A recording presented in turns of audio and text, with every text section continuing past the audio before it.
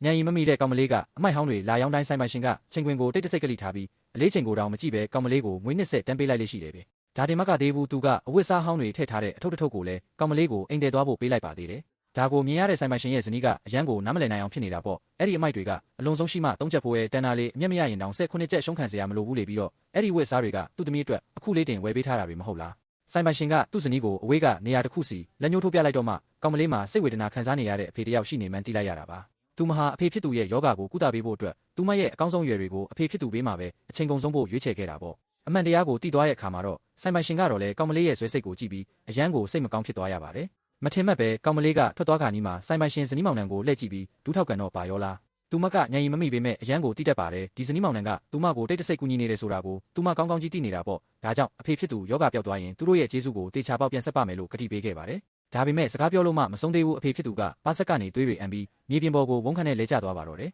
ဒါကိုမြင်လိုက်ရတဲ့ဇနီးမောင်နှံကလည်းတုံးပြီးဆိုင်ကယ်ကိုအမြန်နှုံးလာပြီးအဖေဖြစ်သူကိုစေးရုံစီအပြေးလွှားပို့ပေးခဲ့ကြတာပေါ့ဆရာဝန်ကစစ်ဆေးပြီးတဲ့နောက်မှာတော့သူ့ဦးခေါင်းကပြင်းပြင်းထန်ထန်ထိခိုက်ထားတာကြောင့်ခွဲစိတ်ဖို့အချိန်ဆွဲနေရင်အသက်အန္တရာယ်ရှိနိုင်တယ်လို့ပြောလိုက်ပါတယ်ဒါကိုကြားတဲ့အခါကောင်မလေးကသူ့မစီမှာရှိသမျှအကျွေးစစ်လေးတွေကိုအကုန်ထုတ်ပေးရှာတာပေါ့ဒါပေမဲ့ဆရာဝန်ကခွဲစိတ်ခတ်ကရွက်နှစ်သိန်းတောင်ကုန်မယ်လို့ပြောလိုက်ပါတယ်ဆိုင်ပိုင်ရှင်ကလည်းသူ့စီမှာရှိတဲ့ငွေသားတွေအကုန်ထုတ်ပေးပေမဲ့ဒီလောက်နဲ့မလုံလောက်မှန်းသူသိတာကြောင့်ကောင်မလေးကိုပဲစိတ်တမကြဖို့အားပေးနေရရှာတာပေါ့တခြားနဲ့လည်းမရှိတော့တဲ့အတွက်ကောင်မလေးဟာဆိုင်းဘုတ်တစ်ခုကိုလေပင်မှာဆွဲပြီးဆေးရုံထဲမှာလူတိုင်းကိုလိုက်ပြီးအကူအညီတောင်းတော့ပါပဲမျောလင့်ချက်သေးသေးလေးပဲရှိပါစေသူမအရှုံးမပေးချင်ဘူးလေဒါပေမဲ့အတော်ကြာအောင်လိုက်တောင်းတာတောင်ပိုက်ဆံနေနေလေးပဲရခဲ့တာပါဒီမြင်ကွင်းကိုလမ်းလျှောက်လာတဲ့အမျိုးသမီးစီးပွားရေးလုပ်ငန်းရှင်တယောက်ကတိုက်တိုက်ဆိုင်ဆိုင်မြင်သွားခဲ့ပါတယ်ကောင်မလေးရဲ့အကူအညီမဲ့နေတဲ့တနာစရာပုံစံကိုမြင်တော့သူမစိတ်မကောင်းဖြစ်သွားတာပေါ့ဒါကြောင့်သူမကသူမရဲ့လက်ထောက်ကိုကောင်မလေးကိုငွေ1000ပေးလိုက်ဖို့ချက်ချင်းခိုင်းလိုက်ပါတယ်ငါကလေးသာအခုထိရှိနေရင်ဒီရွယ်လောက်ရှိနေမှာပဲလို့သူမတွေးနေခဲ့တာပါတကယ်တော့အခုသူမရှိကကောင်မလေးဟာသူမရဲ့အရင်ခောက်သမီးလေးမှန်းသူမမသိခဲ့ပါဘူးလွန်ခဲ့တဲ့10စုနှစ်တခုကျော်ကဒီမျိုးသမီးဟာစစ်မှန်တဲ့အချစ်ကိုရှာဖွေဖို့အတွက်သူထေးသမီးဘဝကိုဖုံးကွယ်ပြီး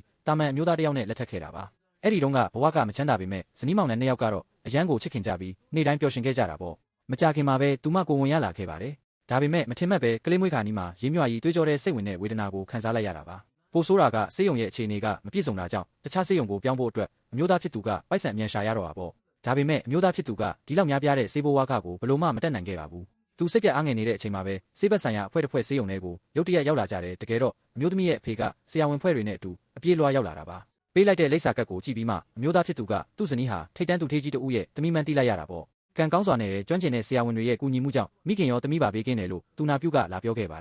ယ်ဒါပေမဲ့ရောက်ခါမှဖြစ်သူကအမျိုးသားဖြစ်သူဟာခွဲစိတ်ခတ်တောင်မတက်နိုင်မှန်းသိသွားတဲ့အခါမှာတော့သမီးဖြစ်သူနာကနေအလိုလိုထွက်မသွားရင်စေကူတာမှုတွေအကုန်ရက်ပြစ်မယ်လို့ချင်းချောက်ပါတော့တယ်သမီးနဲ့အမျိုးသားဖြစ်သူကြားကအဆက်အသွယ်ကိုလုံးဝဖျက်ပစ်ဖို့အတွက်သူကအခုလေးတင်မွေးထားတဲ့ကလေးကိုပါခေါ်သွားဖို့အမျိုးသားဖြစ်သူကိုအတင်းကျပ်ခိုင်းလိုက်ပြီးကလေးကိုကြည့်အောင်မွေးနိုင်တဲ့တနေ့မှသူတို့ရဲ့အချစ်ကိုမနှောက်ယှက်တော့ဘူးလို့ပြောလိုက်တာပေါ့တခြားနဲ့လည်းမရှိတော့တဲ့အတွက်အမျိုးသားဖြစ်သူဟာမျက်ရည်တွေနဲ့ပဲသဘောတူခဲ့ရပါတယ်အမျိုးသမီးနိုးလာတဲ့အခါမှာတော့အဖေဖြစ်သူကအမှန်တရားတွေကိုဖုံးကွယ်ပြီးကလေးကမရှင်တော့ဘူးလို့လိန်ညာခဲ့တဲ့အပြင်အမျိုးသားဖြစ်သူကပိုက်ဆံယူပြီးထွက်ပြေးသွားပြီလို့လည်းပြောခဲ့တာပေါ့အမျိုးသမီးကအဲ့ဒီစကားတွေကိုလုံးဝမယုံပဲအားမရှိတဲ့ခန္ဓာကိုယ်နဲ့ခင်မုန်းဖြစ်သူရှိရာလုပ်ငန်းခွင်စီကိုလိုက်သွားခဲ့ပါတယ်ဒါပေမဲ့အမျိုးသားဖြစ်သူကစိတ်လှုပ်ရှားလုံးလို့ခြေချော်ပြီးအဆောက်အဦပေါ်ကနေပြုတ်ကျကာဒဏ်ရာအပြင်းထန်ရသွားခဲ့တာပါအမျိုးသမီးဟာချစ်ရသူတွေကိုတယောက်ပြီးတယောက်ဆုံးရှုံးရတဲ့ဒဏ်ကိုမခံနိုင်ပဲအဲ့ဒီနေရာမှာတင်ငိုရင်းမေးလဲသွားခဲ့တာပေါ့နောက်ထပ်10စုနှစ်တခုကျော်ကြာအောင်အဖေဖြစ်သူကသမီးကိုစိတ်ပြတ်သွားစေဖို့အတွက်ခင်မုန်းဖြစ်သူရဲ့တရင်ကိုဖုံးကွယ်ထားခဲ့ပြီးခင်မုန်းဖြစ်သူကအဲ့ဒီမှာတော့တဆမှုမှာကလေးကတည်သွားပြီလို့တောင်လိန်ခဲ့တာပါဒါပေမဲ့နှစ်တွေဘယ်လောက်ကြာပါစေအမျိုးသမီးကတော့အတိတ်ကိုမေ့မရပဲအဖေစီစဉ်ပေးတဲ့သူထေးတွေနဲ့လက်ထပ်ဖို့ကိုအကြိမ်ကြိမ်ညှင်းဆန်ခဲ့ပါတယ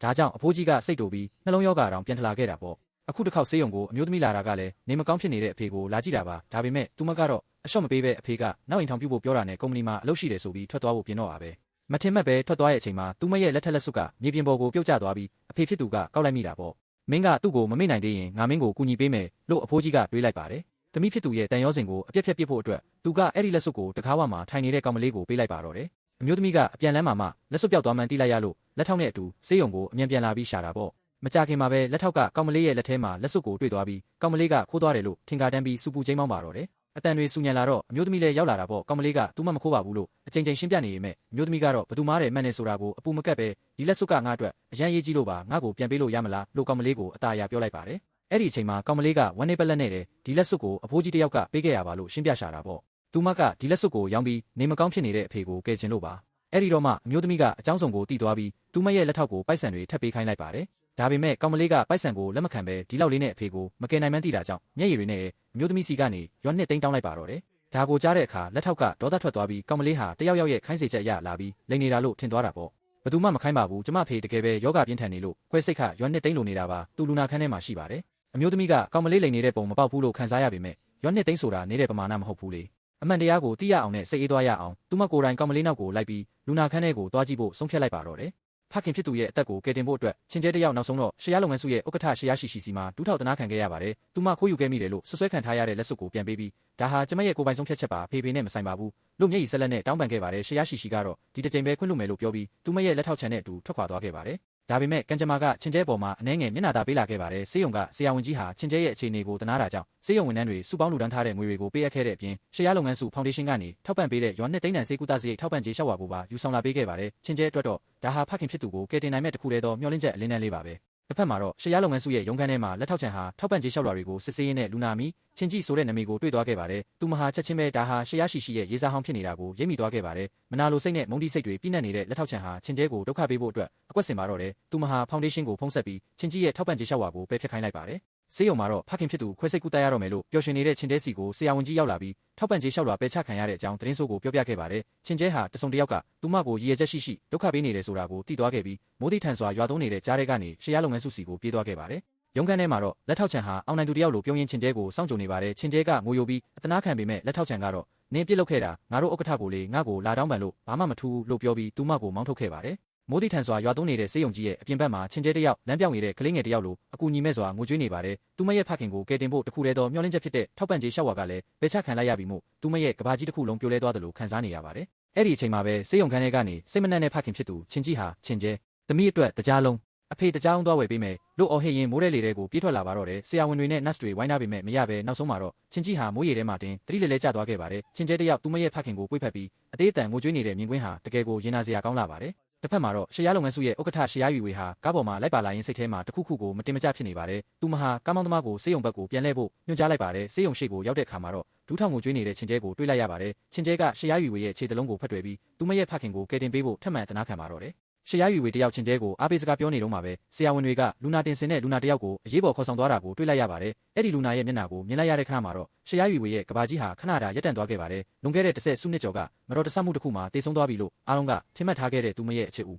ချင်းကြီးဖြစ်နေလို့ပါပဲအတိတ်ကပျော်ရွှင်စရာပုံရိပ်တွေဟာသူမရဲ့ခေါင်းထဲမှာတရိပ်ရိပ်ပေါ်လာပြီးရှေးရယူဝေဟာထိမ့်မနိုင်သိမ့်မရဒုံလောက်ကတတိလက်သွားခဲ့ပါတယ်နောက်တစ်နေ့မှာတော့ရှေးရယူဝေရဲ့ဖခင်ဖြစ်သူရှေးရဥက္ကဋ္ဌဟာကျန်းလုပ်ငန်းစုရဲ့အမွေခံကျန်းကျန်ရံနဲ့စကားပြောနေပါတယ်ရှေးရဥက္ကဋ္ဌကသူ့သမီးကိုကျန်းကျန်ရံနဲ့လက်ထပ်ပေးခြင်းနေပေမဲ့ရှေးရယူဝေကတော့ချင်းကြီးကိုပဲဆွဲလန်းနေုံဖြစ်တာကြောင့်စိတ်တူနေပါတယ်ရှေးရယူဝေဟာဆေးရုံမှာနိုးလာတာနဲ့ချက်ချင်းပဲချင်းကြီးကိုလိုက်ရှာပါတော့တယ်ဒါပေမဲ့ထူးဆန်းတာကသူမသွားကြည့်တဲ့အခန်းနံပါတ်9မှာရှိတဲ့လူနာဟာနမီကချင်းကြီးဖြစ်နေပေမဲ့သူမသိတဲ့ချင်းကြီးမဟုတ်ပဲတခြားလူတစ်ယောက်ဖြစ်နေတာပါပဲရှေးရဥက္ကဋ္ဌကသမီးချင်းကြီးကလွန်ခဲ့တဲ့10နှစ်ကျော်ကလေးကတည်သွားပြီလေတမိမျက်စိမားတာပါလို့ပြောပြီးသူမကိုနားချဖို့စူးစမ်းပါတယ်ရှေးရယူဝေကတော့သူမမြင်လိုက်တာဟာချင်းကြီးအစ်စ်အမှန်ဖြစ်တယ်ဆိုတာကိုယုံကြည်နေစေပါဆေးရုံစင်ကြံလမ်းမှာချင်းကျဲကိုပြန်တွေ့တဲ့အခါရှေးရယူဝေဟာသူမကိုအတင်းလုံနိုးပြီးငါ့ကိုပြောစမ်းအခုနကလူနာဘယ်မှာလဲကုတင်ဘော်ကလူကချင်းကြီးမဟုတ်ဘူးမလားလို့အော်ဟစ်မေးမြန်းပါတော့တယ်အဲ့ဒီအချိန်မှာပဲသူမရဲ့ဖခင်ရှေးရဥက္ကဋ္ဌရောက်လာပြီးယူဝေနင်ဘာရီယူကြောင်ကြောင်လုံနေတာလဲလို့ဟောက်ငေါက်ကတားဆီးလိုက်ပါတယ်ချင်းကျဲဟာမျက်ရည်တွေကြားကနေမဟုတ်ပါဘူးအန်ဒီဒီလူကပဲစကတဲ့ကကျမနဲ့အတူရှိနေတာပါလို့လိန်ညာပြောဆိုလိုက်ပါတယ်ရှေးရယူဝေဟာသူမကိုသူမတကယ်စိတ်ဝေဒနာခံစားနေရပြီလားဆိုပြီးအကြီးကျယ်တုံ့လောက်သွားပါတော့တယ်ရှေးရဥက္ကဋ္ဌကလူယုံတွေကိုခေါ်ပြီးသူမကိုအတင်းတမခေါ်ဆောင်သွားခိုင်းလိုက်ပါတ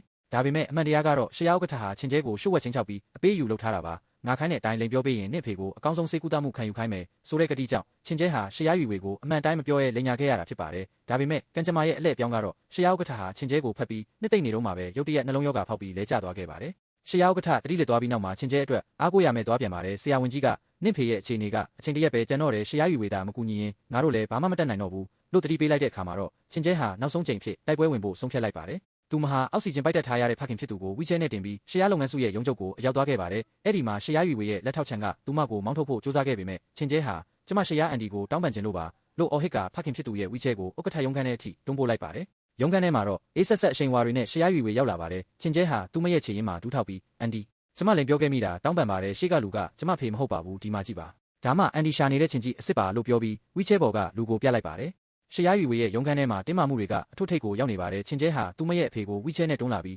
ဒါဟာတကယ်ချင်းကြီးဖြစ်တယ်လို့သက်သေပြဖို့စူးစမ်းနေပါတယ်ဒါပေမဲ့ရှေးရယူဝေကတော့သူမရဲ့ဖခင်ဖြစ်သူရှေးရဥက္ကဋ္ဌရဲ့လက်ကွက်တွေကြားမှာဘသူ့ကိုယုံရမှန်းမသိပဲဝေခွဲမရဖြစ်နေပါတယ်လက်ထောက်ချန်ကတော့ဒီခွင့်ရေးကိုအသုံးချပြီးဥက္ကဋ္ဌကိုထပ်ပြီးမလိမ်ပါနဲ့တော့နင်းတို့သားဖကိုဒီကနေအမြန်ဆုံးနှင်ထုတ်လိုက်စမ်းလို့လုံခြုံရေးတွေကိုအမိန့်ပေးလိုက်ပါတယ်ချင်းကျဲဟာငိုယိုပြီးအတနာခံနေပေမဲ့ရှေးရယူဝေကတော့စိတ်ပြက်လက်ပြက်နဲ့တော်ပြီးနင်းတို့ပြောရတွေကိုငါထပ်မယုံနိုင်တော့ဘူးလို့အော်ဟစ်လိုက်ပါတယ် လုံခြုံရေးတွေကချင်းကျဲကိုအတင်းဆွဲခေါ်သွားတဲ့အချိန်မှာသူမဟာနောက်ဆုံးမျှော်ရင်းချက်အနေနဲ့အန်တီကျမဖေတတိလက်နေုံကအမြဲတမ်းဝေလို့တဖွဖွခေါ်နေတာအဲ့ဒါအန်တီကိုခေါ်တာမဟုတ်ဘူးလားလို့အော်ဟစ်ပြောဆိုလိုက်ပါတယ်ဒီစကားကရှရာယူဝေကိုရိုက်ခတ်သွားစေပါတယ်ဝေဆိုတဲ့အမိကချင်းကြီးနဲ့သူမနှစ်ယောက်တည်းတည်တဲ့ချစ်စနိုးခေါ်တဲ့အမိဖြစ်နေလို့ပါပဲရှရာယူဝေဟာဝီချဲဘော်ကလူစီကိုပြေးသွားပြီးစကားပြောဖို့ကြိုးစားပေမဲ့ဘေးကလူတွေကဘာတန်မှမကြားရဘူးလို့ညှင်းဆိုကြပါတယ်ရှရာယူဝေဟာသူမကိုယ်သူမစိတ်ချောက်ချပြီးအကြအယုံတွေမှားရင်းနေတာလားလို့တန်တရားဝင်သွားပါတယ်ဒါပေမဲ့သူမရဲ့ရင်ထဲမှာတော့ဒီလူဟာချင်းကြီးအစ်စ်အမှန်ဖြစ်နိုင်တယ်ဆိုတဲ့ခံစားချက်ကိုဖျောက်ဖျက်လို့မရပါဘူးသူမဟာချင်းကျဲတို့ကိုမောင်းထုတ်လိုက်ပေမဲ့လည်းစိတ်ထဲမှာမရက်ဆက်နိုင်တာကြောင့်ကုမ္ပဏီပိုင်စေကူတာရေးကေဟာကိုဖုံးဆက်ပြီးသူတို့သားဖကိုအခမဲ့ကူတာပေးဖို့ချိုးဝက်ညွှန်ကြားလိုက်ပါတယ်ဆေးရုံမှာတော့ချင်းကြီးဟာအခြေအနေဆိုးရွားလာပြီးအရေးပေါ်ခွဲစိတ်ကူတာမှုခံယူခဲ့ရပါတယ်ခွဲစိတ်မှုအောင်မြင်ပေမဲ့ဆရာဝန်ကသူဟာအတိစိတ်ပြန်မရတော့ပ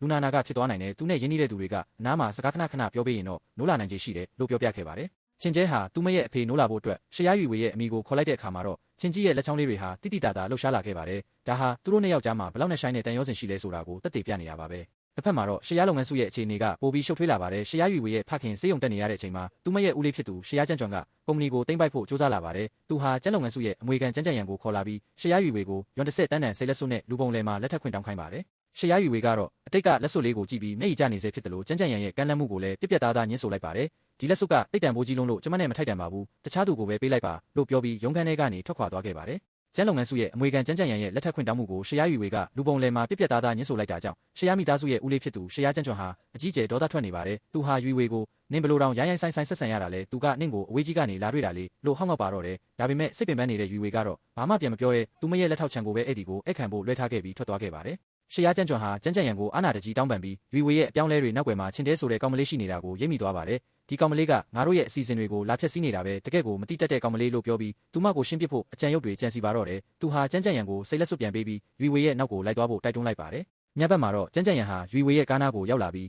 စိတ်လက်စွပ်ကိုထပ်မံကမ်းလှမ်းခဲ့ပြန်ပါတယ်ယူဝေဒါကငါပင်ပန်းခံရှာထားတာပါနင်းနဲ့တိတ်လိုက်ဖက်မှာပါလို့ချော့မော့ပြောဆိုပေမဲ့ယူဝေကတော့သူမရဲ့လက်ချောင်းမှာဝတ်ထားတဲ့ချင်းကြီးပေးခဲ့တဲ့ရိုးရှင်းတဲ့လက်စွပ်လေးကိုမြောက်ပြပြီးကျန်းရှောင်တူညီတဲ့စကားကိုငါချိန်ပြောပြီးငါမှဒီလက်စွပ်ရှိပြီးသားမို့တခြားဟာမလိုတော့ဘူးလို့အေးဆက်စွာတုံ့ပြန်ပြီးထွက်ခွာသွားခဲ့ပါတယ်အရှက်ရသွားတဲ့ကျန်းကျန်ရန်ဟာမနာလိုစိတ်တွေနဲ့အတူချင်းကြီးနဲ့ချင်းကျဲတို့ကိုအညိုတေးထားသွားပါတော့တယ်တစ်ဖက်မှာတော့ချင်းကျဲဟာသူမရဲ့ဖခင်ကိုကယ်တင်ပေးခဲ့တဲ့ရှရာယူဝေကိုကျေးဇူးဆက်ဖို့အတွက်သူမရဲ့အဖိုးတန်ဆုံးအဆောင်လက်ဖွဲ့လေးကိုယူဆောင်ပြီးယူဝေရဲ့အိမ်ကိုရောက်လာပါတယ်အဆောင်လက်ဖွဲ့လေးပေါ်မှာရှရာနဲ့ချင်းဆိုရဲ့နမီနှစ်ခုကိုရေးထိုးထားတာကြောင့်ဒါဟာအတိတ်ကပတ်သက်မှုတစ်ခုခုကိုညှို့ဆိုနေတယ်လို့ပါပဲယူဝေဟာချင်းကျဲရဲ့ရိုးသားမှုကိုမြင်တွေ့ရပြီးနောက်စိတ်ပျော့သွားကသူမကိုအိမ်ထဲခေါ်ပြီးညစာတူစားဖို့ဖိတ်ခေါ်ခဲ့ပါတယ်ညစာစားပွဲမှာချင်းကျဲဟာဟင်းရီကိုမြည်စမ်းကြည့်ပြီးသူမရဲ့ဖခင်လှုပ်ပေးလေးရှိတဲ့အရာတာမျိုးရအောင်ဟင်းချက်နီးအတစ်တစ်ခုကိုအကြံပေးခဲ့ပါတယ်အန်သားစရာကောင်းတာကအဲ့ဒီဟင်းရီရတာဟာယူဝေအမြဲတမ်းရှာဖွေနေတဲ့အတိတ်ကအရာတာနဲ့ထပ်တူကြနေတာပါပဲဒါပေမဲ့ယူဝေဟာဝမ်းနည်းစရာအတိတ်တွေကိုပြန်တတိယသွားတာကြောင့်ညစာကိုဆက်မစားနိုင်ပဲအခန်းထဲကိုပြေးဝင်သွားခဲ့ပါတယ်ချင်းကျဲဟာယူဝေကိုနှုတ်ဆက်ဖို့အခန်းထဲကိုလိုက်သွားရင်းစားပွဲတင်မှန်ပေါင်ငဲကတပ်ပုံကိုတွေ့သွားခဲ့ပါတယ်အဲ့ဒီတပ်ပုံတွေကလူဟာတခြားသူမဟုတ်ပဲသူမရဲ့ဖခင်ချင်းကြီးဖြစ်နေတာကိုတွေ့လိုက်ရတဲ့အခါချင်းကျဲဟာအကြီးကျယ်တုန်လှုပ်သွားပါတ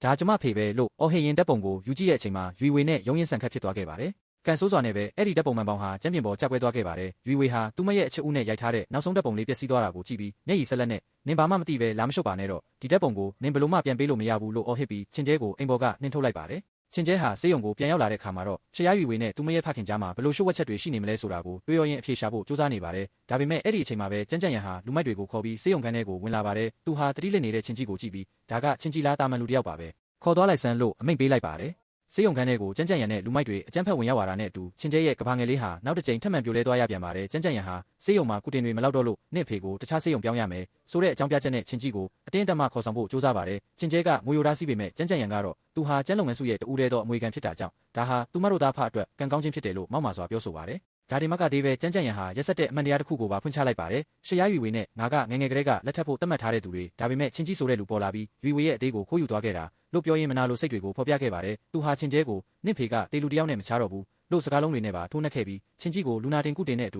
အတင်းဆွဲထုတ်သွားပါတော့တယ်တစ်ဖက်မှာတော့ရှရာယူဝေဟာအိမ်မှာအနားယူရင်းအိမ်ဖော်ဖြစ်သူယူဆောင်လာတဲ့ချက်စွပ်ပြုတ်ကိုတောက်လိုက်တဲ့အခါထူးခြားတဲ့အရာတစ်ခုကိုခန်းစားလိုက်ရပါတယ်အဲ့ဒါကတော့လွန်ခဲ့တဲ့10နှစ်ကျော်ကချင်းကြီးကိုယ်တိုင်သူမအတွက်ချက်ပေးလေးရှိတဲ့လုံဟူကွေ့ရွံထည့်ထားတဲ့ဟင်းရည်ရတာပါပဲအိမ်ဖော်ကဒါကဟိုကောင်မလေးတင်ပေးခဲ့တာပါလို့ပြောလိုက်တဲ့အခါယူဝေဟာအကြီးကျယ်တုန်လှုပ်သွားပါတယ်သူမဟာအခန်းထဲကိုအပြေးလွှားဝင်ပြီးအန်ဆွဲထဲမှာတင်းစိထားတဲ့သွေးစွန်းနေတဲ့အဆောင်လက်ဖွဲ့လေးကိုထုတ်ကြည့်လိုက်ပါတယ်အဲ့ဒီအဆောင်လေးပေါ်မှာရှရာနဲ့ချင်းဆိုတဲ့စာလုံးလေးတွေကိုသူမကိုယ်တိုင်ချုပ်လုပ်ခဲ့တာပါအဲ့ဒီအချိန်မှာပဲယူဝေဟာအမှန်တရားကိုရိပ်မိသွားပါတယ်ချင်းကျဲဟာငါနဲ့ချင်းကြီးတို့ရဲ့တေဆုံးသွားပြီလို့ထင်ထားတဲ့သမီးလေးလားဆိုတဲ့အတွေးနဲ့အတူမျက်ရည်တွေဝဲလာပါတော့တယ်သူမဟာချက်ချင်းပဲဆေးရုံကိုအပြေးသွားခဲ့ပါတယ် ဒါပေမဲ့ဆေးရုံကိုရောက်တဲ့အခါမှာတော့ချင်းကြီးရဲ့အခန်းဟာပလာချင်းနေပါပြီဆရာဝန်ကြီးကကြမ်းကြမ်းရံရဲ့ချင်းချောက်မှုကြောင့်လူနာကိုတခြားဆေးရုံပြောင်းလိုက်ပြီလို့လိန်ညာပြောဆိုပါတယ်ရွေဝေဟာမတင်ကာတာကြောင့်အခန်းထဲကိုဝင်စစ်ဆေးတဲ့အခါကုတင်ကင်းပေါ်မှာချင်းကျဲရေးသားထားခဲ့တဲ့အရေးပေါ်အကူအညီဆိုတဲ့စာသားကိုတွေ့လိုက်ရပါတယ်ဒါဟာသူမရဲ့သမီးလေးအနေနဲ့ရှိနေပြီဆိုတာကိုသတိပေးနေရပါပဲအဲ့ဒီအချိန်မှာတော့ကြမ်းကြမ်းရံဟာချင်းကြီးနဲ့ချင်းကျဲတို့ကိုမြကန်းနာကတရားတစ်ခုစီခေါ်ဆောင်သွားပါတယ်အဲ့ဒီမှာရှေးရွေဝေရဲ့ဦးလေးရှေးရကြံ့ကြွန်ကငါးများရင်စောင့်ကြုံနေပါတယ်ကြမ်းကြမ်းရံကငါးစာရလာပြီးလို့ပြောရင်တတိလက်နေတဲ့ချင်းကြီးကိုကုလားထိုင်ပေါ်မှာအတင်းထိုင်ခိုင်းထားပါတယ်သူတို့ဟာချင်းကြီးကိုငါးစာဖြစ်အသုံးချပြီးရှေးရွေဝေကိုအကွက်ဆင်ဖမ်းဆီးဖို့ကြံစီနေကြတာပါ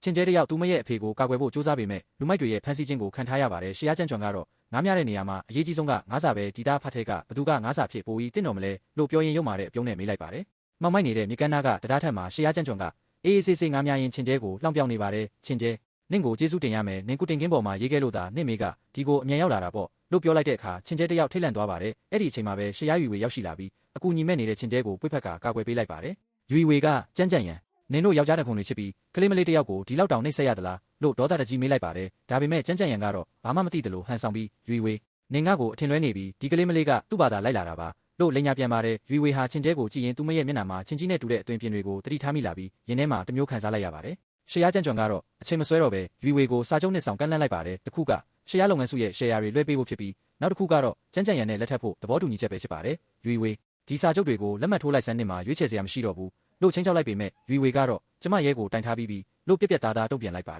ယ်အခြေအနေတွေတင်းမာနေတော့မှကုလားထိုင်ပေါ်မှာတတိလက်နေတဲ့ချင်းကြီးဟာရုတ်တရက်နိုးလာပြီးရွေဝေချင်းတဲကိုတောင်းပန်ပါတယ်မင်းတို့ကိုစိတ်ပူအောင်လုပ်မိပြီလို့တိုးတိုးရေးပြောလိုက်ပါတယ်သူဟာအားအင်ကုန်ခန်းနေတဲ့ကြားကနေမတက်ရက်ဖို့စူးစမ်းခဲ့ပါတယ်ဒါပေမဲ့ရုံမာတဲ့ရှေးရကြံ့ကြွန်ကမတက်ရက်နိုင်တော့ရောဘာထူးမှလဲနင်ကလူပိုတယောက်ပဲလို့ပြောလိုက်တဲ့အချိန်မှာပဲချင်းကြီးဟာဟန်ချက်ပြက်ပြီးမြထဲကိုပြုတ်ကျသွားပါတော့တယ်ချင်းကျဲနဲ့ရွေဝေတို့ဟာအသေးအတန်အော်ဟစ်ငိုကြွေးနေအောင်မှာပဲရဲတပ်ဖွဲ့ဝင်တွေရောက်ရှိလာပြီးရှေးရကြံ့ကြွန်နဲ့ကြမ်းကြမ်းရံတို့ကိုလက်ထိတ်ခတ်ဖမ်းဆီးသွားပါတော့တယ်ရင်ကုန်သမားတွေကမြထဲမှာချင်းကြီးကိုအချိန်တော်ကြာရှာဖွေခဲ့ရမယ်ရေစီးကတိတ်တန်တော့လူကမျောပါသွားလောက်ပြီးမျောလင်းချက်မရှိတော့ဘူးလို့ပြောလိုက်တဲ့အခါချင်းကျဲတယောက်ကဘာပြက်တယ်လို့အော်ဟစ်ငိုကြွေးရင်တတိလက်သွားခဲ့ပါတယ်နောက်တစ်နေ့မှာတော့ရွေဝေဟာချင်းကျဲနဲ့သူမရဲ့ပတ်သက်မှုကိုတန်တရားဝင်တာကြောင့် DNA စစ်ဆေးမှုပြုလုပ်ခဲ့ပါတယ်ရလက်ထွက်လာတဲ့အခါမှာတော့ချင်းကျဲဟာ69ရက်သူမရဲ့အရင်ခောက်သမီးလေးဖြစ်နေတာကိုတွေ့လိုက်ရပါတယ်ရွေဝေဟာရင်ခွဲမတက်ဝမ်းနေသွားပြီးသူမရဲ့ဖခင်စီကိုပြေးသွားကစာရွက်တွေကိုပြစ်ပေါက်လိုက်ပါတယ်ဘာလို့ကျမကိုလိန်ခဲ့ရလဲသမီးလေးတည်သွားပြီလို့ဘာလို့ပြောခဲ့ရလဲလို့အော်ဟစ်မင်းမြန်းပါတော့တယ်ရှေးရဥက္ကဋ္ဌကငါကနင့်အတွက်စေတနာနဲ့လုပ်ခဲ့တာပါနင်ကငငယ်လေးနဲ့ကလေးတစ်ဖက်နဲ့ဆိုရင်ဘသူကနင့်ကိုယူမလဲရှေးရမိသားစုရဲ့ဂုဏ်သိက္ခာကိုရောဘယ်လိုလုပ်မလဲလို့အတ္တဆန်စွာပြန်ပြောပါတယ်ရွေဝေကတော့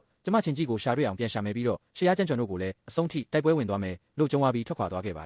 ယ်နေဝင်စစ်စာအချိန်မှာချင်းကြီးဟာမြေကမ်းပါတစ်ခုမှာတတိပြန်ရလာပါတယ်ဒါပေမဲ့သူဟာစိတ်တန်ရာကြောင့်လားဦးနောက်ထိခိုက်သွားတာကြောင့်လားမသိပဲစိတ်မနှံ့တော့ပဲသမီးလေးဘယ်မှာလဲလို့အော်ဟစ်ရှာဖွေနေတဲ့လူယူတယောက်ဖြစ်သွားခဲ့ပါတယ်လမ်းသွားလမ်းလာတွေကသူ့ကိုလူယူကြီးလို့လောင်ပြောင်နေကြပေမဲ့သူကတော့နွမ်းပါလာတဲ့အဝတ်အစားတွေနဲ့မြို့ထဲမှာအမိုက်ပုံးတွေကြားလှည့်လည်သွားလာရင်သမီးလေးကိုရှာဖွေနေပါတော့တယ်ဒီနေ့မှာတော့သူဟာအမိုက်ပုံးရဲကနေပေါင်မုံတစ်လုံးကိုတွေ့ပြီးဝမ်းသာအားရစားနေအောင်မှာပဲလူများစုယုံနေတဲ့နေရာတစ်ခုကိုတတိထားမိသွားပါတယ်အဲ့ဒီနေရာကတော့ရှေးရလုပ်ငန်းစုရဲ့ရှေ့မှာပါလူတွေကဖုန်းတွေနဲ့ဗီဒီယိုရိုက်ရင်းကြည်စမ်းရှေးရလုပ်ငန်းစုရဲ့ဥက္ကဋ္ဌရှေးရရွေဝေနဲ့သူ့ရဲ့ပျောက်ဆုံးနေတဲ့သမီးလေးချင်းကျဲပြန်ဆောင်ကြပြီတဲ့လို့တီးတိုးပြောနေကြပါတယ်ချင်းကြီးဟာလူကြားထဲကနေထွက်လာတဲ့ဇင်ခံကားပေါ်ကလှပတဲ့မိမပြိုလေးကိုမြင်လိုက်ရတဲ့အခါသူ့ရဲ့ရင်ထဲမှာတစ်ခုခုကိုပြင်းပြင်းထန်ထန်ခံစားလိုက်ရပါတယ်သူဟာအတိစိတ်ကမမှတ်မိတော့ပေမဲ့တွေးသားရင်ချမ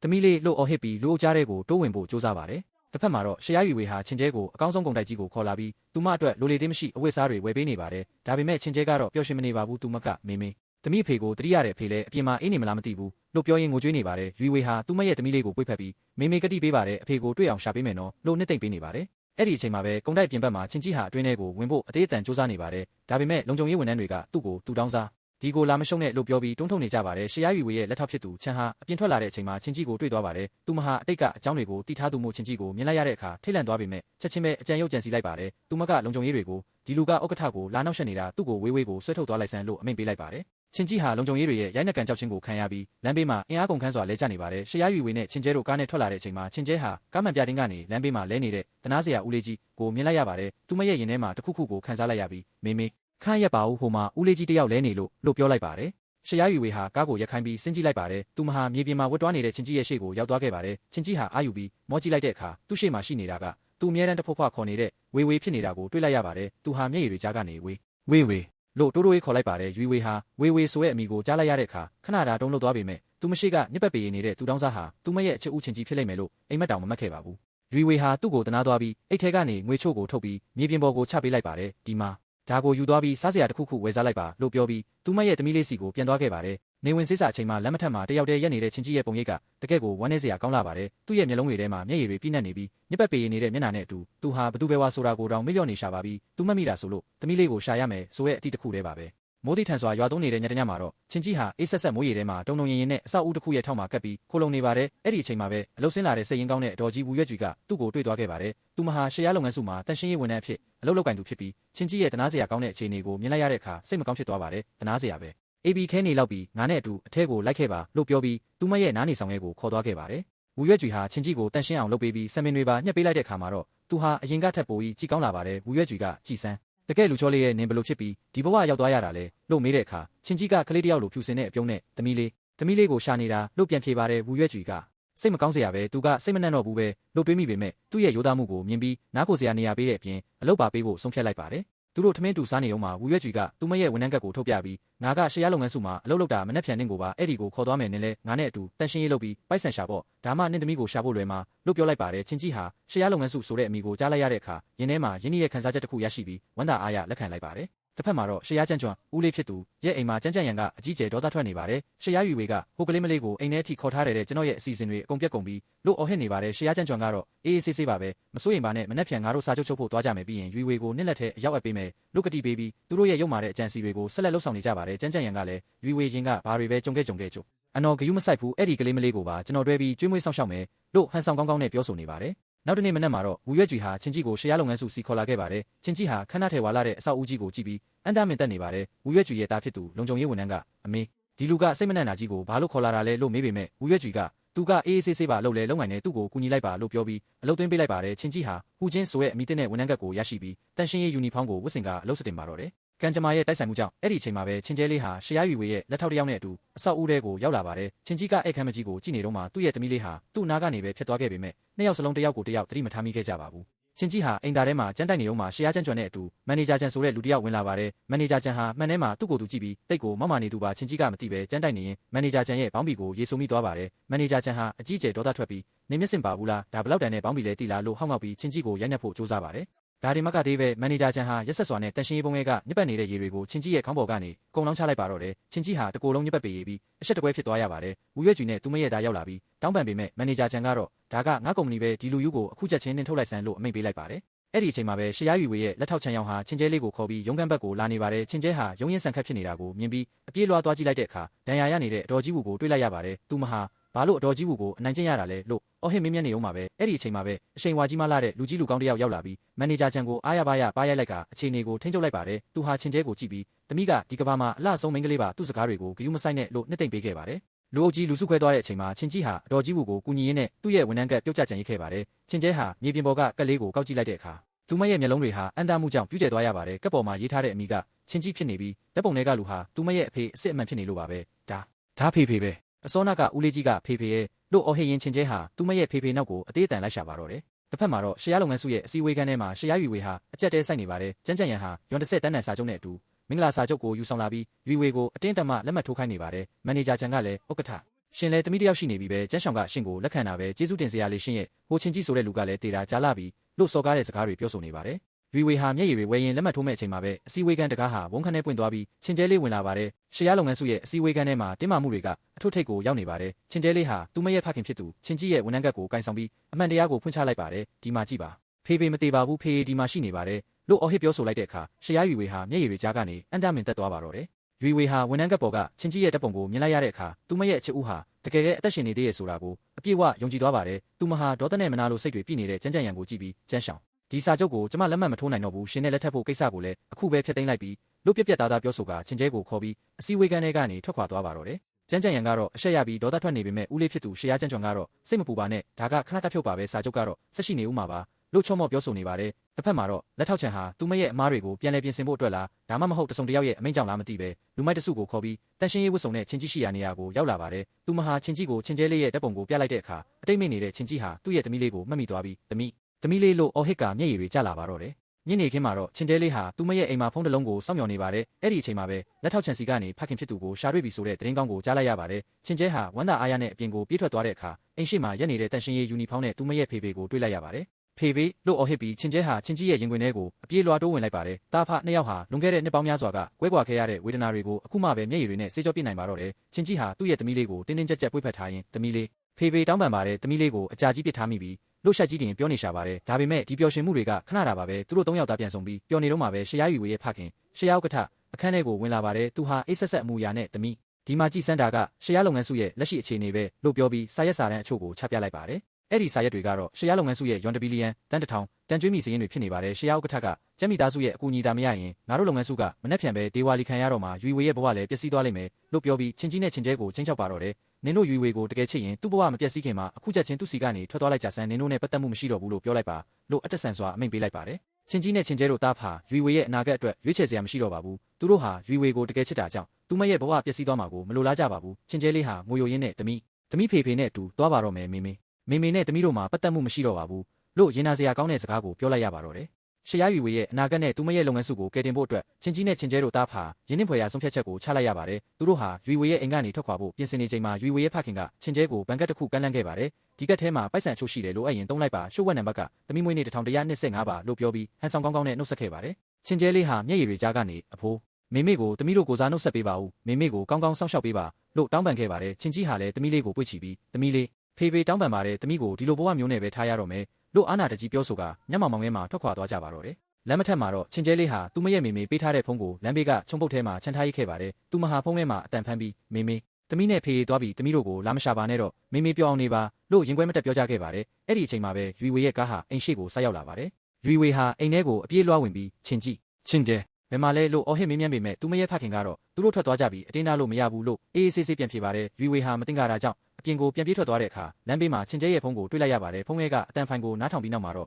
ယူဝေဟာအကြီးကျယ်တုန်လှုပ်သွားပြီးတတိလေကျသွားပါတော့တယ်နောက်တစ်နေ့မှာတော့ယူဝေဟာကုတင်ပေါ်မှာနိုးလာပါတယ်သူမဟာချက်ချင်းပဲသူမရဲ့ဖခင်ကိုရင်ဆိုင်ပြီးအဖေဘာတွေလုပ်လိုက်တာလဲသူတို့ကိုဘာလို့နင်ထုတ်တာလဲလို့ဒေါသတကြီးမေးမြန်းပါတယ်သူမရဲ့ဖခင်ကတော့အတက်ဆန်စွာနဲ့ပဲနင့်အတွက်စေတနာနဲ့လုပ်တာပါမနှက်ဖြန်ကျဲမိသားစုနဲ့လက်ထပ်ပွဲကိုကျင်းပမယ်နင်ဘယ်မှထွက်သွားလို့မရဘူးလို့ပြောပြီးလူမိုက်တွေကိုခေါ်ကာယူဝေကိုအခန်းထဲမှာပိတ်လောင်ထားလိုက်ပါတယ်တစ်ဖက်မှာတော့ချင်းကြီးနဲ့ချင်းကျဲတို့တားဖာလမ်းဘေးမှာပေါက်စီလေးတွေကိုအတူစားရင်အေးချမ်းရှိနေပါတယ်အဲ့ဒီအချိန်မှာပဲလူတယောက်သူတို့စီကိုချင်းကပ်လာပြီးသမီးတို့မေကလွတ်လိုက်တာပါအဖိုးမသိအောင်တခြားနေရာကိုခေါ်သွားဖို့ပြောလိုက်တယ်လို့လက်ညာဖျားယောင်းပြီးသူတို့ကိုခေါ်သွားခဲ့ပါတယ်ကံကြမ္မာရဲ့တိုက်ဆိုင်မှုတစ်ခုအနေနဲ့ကျန်းလုပ်ငန်းစုရဲ့အမွေခံကျန်းကျန်ရန်ဟာကားနဲ့သွားနေရင်ချင်းကြီးတို့တားဖာကိုအဲ့ဒီလူနဲ့အတူတွေ့သွားခဲ့ပါတယ်သူဟာမတင်ကြတာကြောင့်ကားရက်ဆန်းလို့အော်ဟစ်ပြီးအခြေအနေကိုစောင့်ကြည့်နေပါတယ်ဒါဟာတကယ်တော့သူတို့ကိုအဆုံးစီရင်ဖို့စောင့်နေတဲ့ထောင်ချောက်တစ်ခုမှန်သူတို့မသိခဲ့ကြပါဘူးသူတို့ကိုခေါ်ဆောင်သွားတဲ့လူဟာမှောက်မိုက်ပြီးလူသူကင်းမဲ့တဲ့လမ်းကြားတစ်ခုရဲ့ကိုခေါ်သွားတဲ့အခါမှာတော့တားဖက်နှစ်ယောက်လုံးအနေရရှိနေပြီဆိုတာကိုရိပ်မိသွားပါတယ်အဲ့ဒီအချိန်မှာပဲလူမိုက်နှစ်ယောက်ကသူတို့ကိုဝိုင်းထားလိုက်ပါတယ်ချင်းကြီးဟာသူ့သမီးလေးကိုကာကွယ်ဖို့စူးစမ်းပေမဲ့ရက်ဆက်လာတဲ့လူမိုက်ကတစ်သားလုံးနဲ့ခေါင်းကိုအားရပါရရိုက်လိုက်တာကြောင့်ချင်းကြီးဟာတွေးရိုင်ထဲမှာတတိလေကျသွားပါတော့တယ်ချင်းကျဲလေးဟာ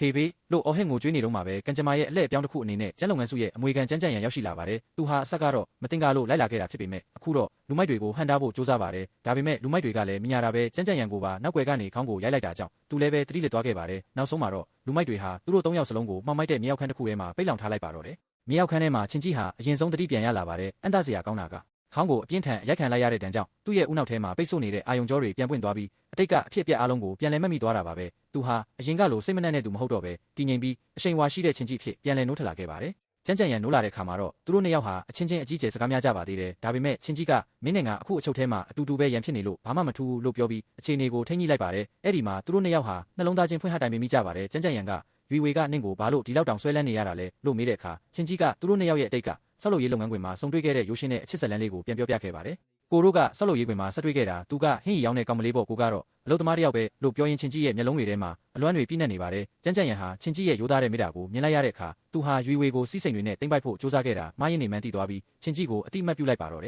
်အဲ့ဒီနောက်မှာတော့သူတို့ဟာဒီနေရာကနေလွတ်မြောက်ဖို့စူးစမ်းကြပါတယ်ချင်းကြီးကနယံဘော်ကလေဝင်ပေါက်လေးကိုတွေ့သွားပြီးကိုလုံးသေးတဲ့ချင်းကျဲလေးကိုအပေါ်ကိုတွန်းတင်ပေးလိုက်ပါတယ်ချင်းကျဲလေးဟာတတိရှိနဲ့အပြင်ကိုထွက်သွားပြီးအချိန်တော်ကြာမှာတော့တကားဖွင့်ဖို့လိုအပ်တဲ့ကိရိယာတွေကိုရှာဖွေပြီးပြန်ရောက်လာခဲ့ပါတယ်ချင်းကြီးဟာသူ့ရဲ့ကျွမ်းကျင်မှုနဲ့တကားကိုဖွင့်လိုက်နိုင်တဲ့အချိန်မှာပဲလူမိုက်တွေကတကားဝကိုပြန်ရောက်လာပါတယ်ဒီတစ်ချိန်မှာတော့ကျန်းကျန်ရန်ကလက်စွမ်းပြပါတော့တယ်သူဟာငယ်ငယ်ကလေးကဟာဝိုင်ယီမှာကိုခံပညာသင်ကြားခဲ့သူဖြစ်တာကြောင့်လူမိုက်နှစ်ယောက်လုံးကိုတယောက်တည်းနဲ့အလဲထိုးပစ်လိုက်ပါတယ်သူတို့၃ယောက်သားမြောက်ခန်းထဲကနေဘေးကင်းကင်းနဲ့လွတ်မြောက်လာနိုင်ခဲ့ပါပြီအပြင်ကိုရောက်တဲ့အခါမှာတော့ကျန်းကျန်ရန်ကသူတို့ရဲ့ပြစ်မှတ်ကချင်းကျဲပဲငါတို့ကကြားထဲကပါသွားတာလို့ပြောပြီးအကွက်စင်တဲ့လူဟာယူဝေရဲ့ဦးလေးဖြစ်သူရှေးရားကျန်းကျွံဖြစ်နိုင်တယ်ဆိုတာကိုရိပ်မိသွားပါတယ်ချင်းကြီးကလည်းအမှန်တရားကမကြခင်ပေါ်ပေါက်လာတော့မှာပါအခုငါတို့ယူဝေစီကိုသွားကြမယ်လို့ပြောဆိုကသူတို့၃ယောက်သားလက်တွဲပြီးရှေးရားလုပ်ငန်းစုစီကိုအရောက်သွားဖို့ဆုံးဖြတ်လိုက်ကြပါတော့တယ်ခဏထဲဝါလာတဲ့မင်္ဂလာခမ်းမကြီးတစ်ခုလုံးဟာပန်းရနံ့တွေနဲ့ကြွရောက်လာကြတဲ့ဧည့်သည်တော်တွေကြောင့်စီကားလို့နေပါတယ်ဒါပေမဲ့သူတို့သမီးဝတ်စုံနဲ့လှပနေတဲ့ရှေးရားယူဝေရဲ့မျက်နှာမှာတော့ပျော်ရွှင်ရိပ်တွေမရှိရဲဝမ်းနည်းမှုတွေနဲ့ပြည့်နှက်နေပါတယ်သူမဟာသူမရဲ့ဖခင်ရှေးရားဥက္ကဋ္ဌနဲ့ဦးလေးဖြစ်သူရှေးရားကျန့်ထင်တို့ရဲ့အစီအစဉ်တိုင်းကျန်းလုပ်ငန်းစုရဲ့အမွေခံကျန်းကျန်ရန်နဲ့လက်ထပ်ဖို့ခေါင်းငင်ခဲ့ရတာပါရှေးရားဥက္ကဋ္ဌနဲ့ကျန့်ထင်တို့ဟ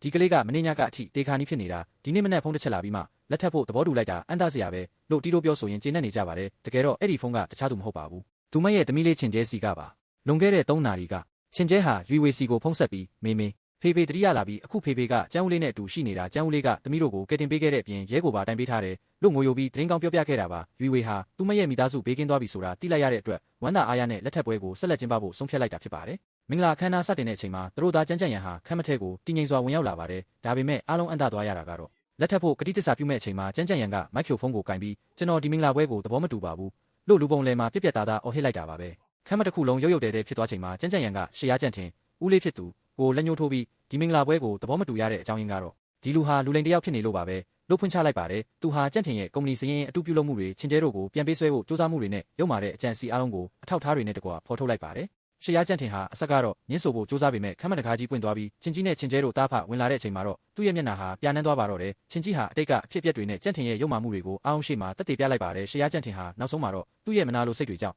ဒီလိုလုပ်ခဲ့ရတာဖြစ်ကြောင်းအကိုဖြစ်သူရှေ့ရဥက္ကဋ္ဌရဲ့အောင်မြင်မှုတွေကိုမနာလိုဖြစ်ပြီးရွေဝေရဲ့ဘဝကိုဖျက်ဆီးဖို့စူးစမ်းခဲ့တာဖြစ်ကြောင်းဒုထောက်ဝန်ခံလိုက်ရပါတော့လေရဲတပ်ဖွဲ့ဝင်တွေရောက်လာပြီးရှေ့ရကြံ့ထင်ကိုဖမ်းဆီးခေါ်ဆောင်သွားချိန်မှာတော့ခမ်းမထဲမှာချစ်ချင်းမေတ္တာတွေပြန်လည်စိမ့်လန်းလာပါတယ်ကျန်းကျန်းရန်ဟာသူ့ဝယ်ထားတဲ့စိတ်လက်စွပ်ကိုချင်းကြီးရဲ့လက်ထဲကိုထည့်ပေးလိုက်ပြီးနင့်ရဲ့ဇနီးကိုနင်ကိုယ်တိုင်ပဲလက်ထပ်ခွင့်တောင်းလိုက်ပါလို့လမ်းဖယ်ပေးခဲ့ပါတယ်ကျန်းကျန်းရန်ဟာတကယ့်ကိုစိတ်ရင်းကောင်းတဲ့လူကြီးလူကောင်းတစ်ယောက်ပြီးသူတို့မိသားစုပြန်ဆောင်စည်းဖို့အတွက်သူ့ရဲ့အချစ်ကိုစတေးခဲ့တာပါချင်းကြီးဟာရွေဝေရဲ့ရှေ့မှာဒူးထောက်ပြီးရွေဝေကိုမင်းအတွက်တက်လုံးချက်စွပ်ပြုတ်ချက်ပေးပါရစေကိုလက်ထပ်မလားလို့မေးလိုက်ပါတယ်ရွေဝေဟာမျက်ရည်တွေကြားကနေချက်ပေးရင်လဲလုံဟုကွေ့ရွံထဲဖို့မမေ့နဲ့ဦးနော်လို့ပြန်ဖြေပြီးလက်ထပ်ခွင့်ကိုဝမ်းသာအားရလက်ခံလိုက်ပါတော့တယ်ချင်းကျဲလေးဟာလည်းသူမရဲ့မေမေနဲ့ဖေးပြန်ဆောင်တာကိုကြည့်ပြီးပျော်ရွှင်စွာငိုကြွေးနေပါတယ်ဇလန်းရဲ့အဆုံးသတ်မှာတော့သူတို့မိသားစု3ယောက်သားအိမ်မှာပျော်ပျော်ရွှင်ရွှင်နဲ့ညစာအတူစားနေကြပါတယ်ချင်းကြီးချက်ပေးတဲ့ချက်စွပ်ပြုတ်ကိုတောက်ရင်ချင်းကျဲလေးကဖေးအရသာကအရင်နဲ့မတူဘူးလိမ္မော်ခွန်နှက်လေးရနေတယ်လို့ပဲလို့ပြောလိုက်တဲ့အခါချင်းကြီးကသမီးလေးကတော်လိုက်တာဖေးအဲ့ဒါလေးထည့်ထားတာကိုသိတယ်ပေါ့လို့ပြောပြီးရေမောလိုက်ပါတယ်